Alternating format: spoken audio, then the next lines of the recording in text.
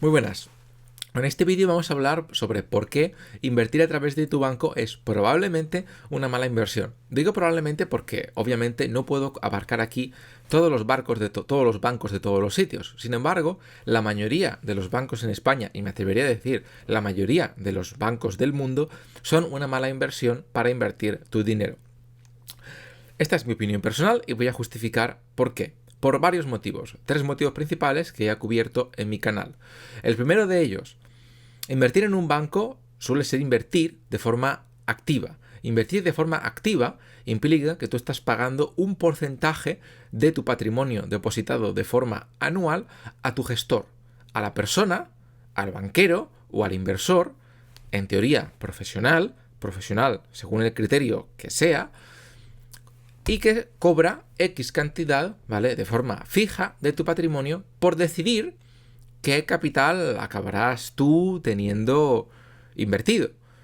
Y a mí me parece curioso, me parece muy curioso, porque a mí generalmente nunca se me explica quién es este señor, ¿vale? Este señor no es ningún gurú de Estados Unidos que tiene una trayectoria, principalmente por suerte, muy buena, ¿vale?, durante 10 o 15 años, o que ha tenido unas rentabilidades locas. No, me dicen que es un inversor que sabe lo que hace. Y ese inversor acaba haciendo que entre los costes de los fondos como tales y sus costes, más los costes de compraventa que veremos a continuación, acabo teniendo que pagar entre un 1 y un 3% anual, al menos estos son los datos más o menos estables que se gestionan en los bancos en España como costes de los fondos activos o de los fondos de inversión a través de los bancos, en inglés lo conoceréis como mutual funds, ¿vale?, de un 1,3%. Entonces la rentabilidad tiene que superar a eso para que me interese. Pero teniendo en cuenta que la inflación será de un 2 o 3%, tenemos que tener en cuenta que mi rentabilidad tiene que ser entre un 2 o un 5%, o un 2 o un 6%, para que me salga a cuenta.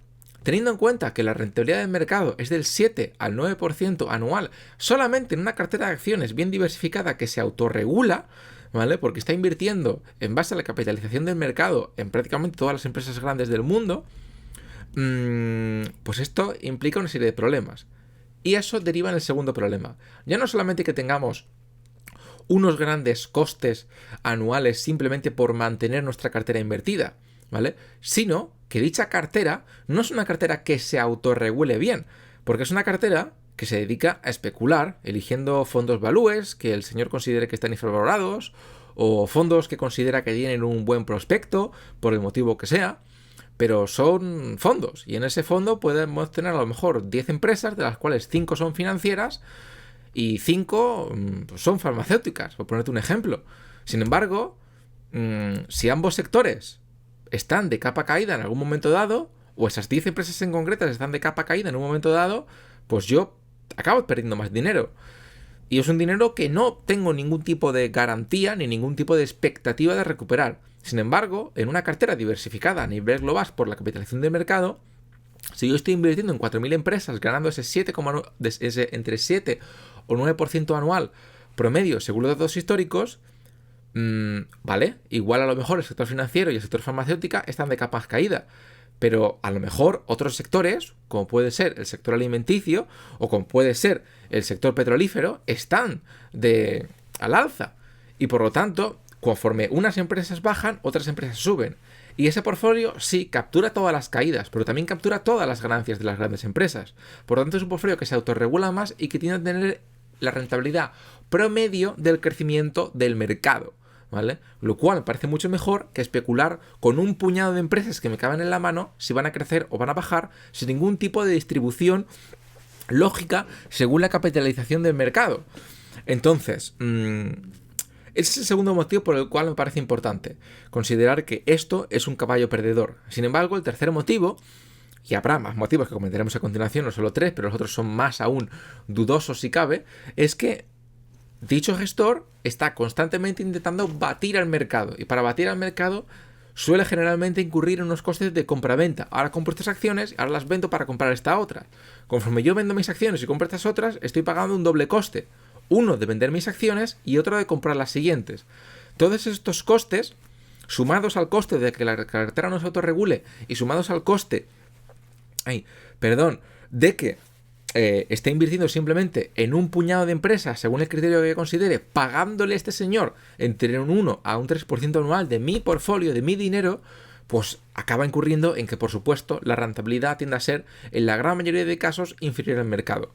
Entre un 72 y un 97% de las veces, la rentabilidad es inferior al mercado. ¿Y por qué digo esta horquilla tan grande del 72 al 97%?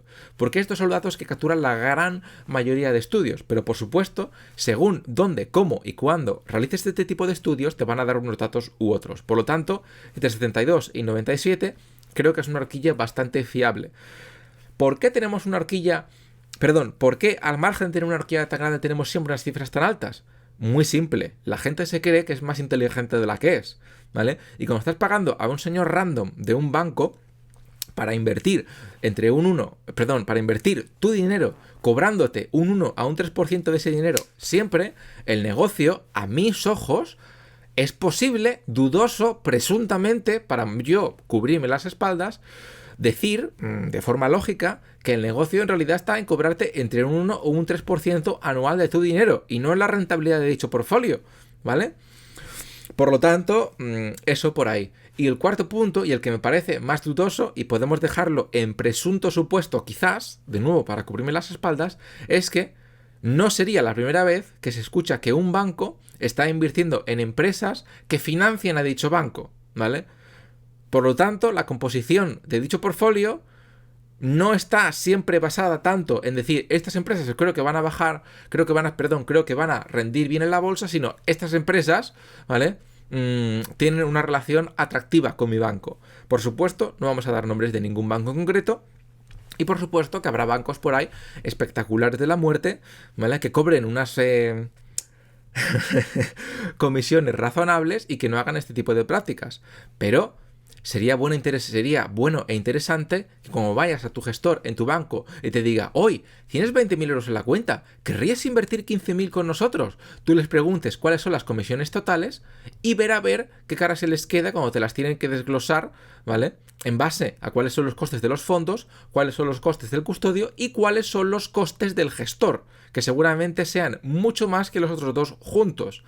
También explícale a ese gestor que quiere saber más o menos cuál es la composición aproximada del portfolio para saber si está balanceada o no y a ver qué gara se le queda.